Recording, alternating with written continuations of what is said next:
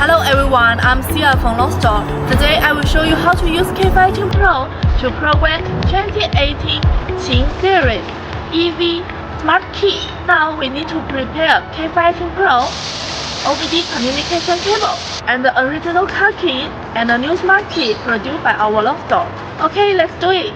Now, plug in OBD communication cable. The first step is to select Generate Smart Key. BYD. Select PIN. Find the corresponding menu according to the original key. Put our key into the card slot. Click Generate. Generation successful.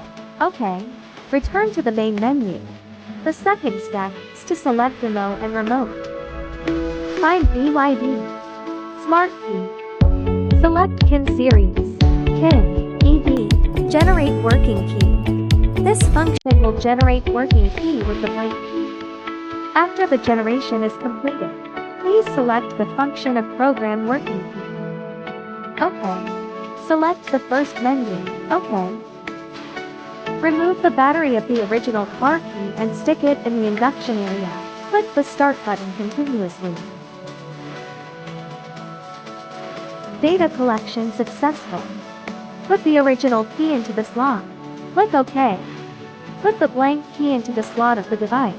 Click OK to continue. OK. Write completed. OK. The second step is to clear and program working key. Find the induction area according to the following prompts. OK. Please program the keys that have been programmed first. Next, program the new key or the unprogrammed key. OK. Stick the original car key on the sensing area. One key has been programmed, then stick the new key on the sensing area. The number of programmed keys is 2. Programming complete. OK. After programming is completed, let's try the key. If it can start the vehicle normally, the original key steps on the brake and presses the start button. The original key starts the car successfully. New key, step on the brake and press the start button. The new key starts the car successfully. Let's try to see if the remote control is normal. New key lock car. Unlock. Original car key lock car. Unlock. The remote control is normal.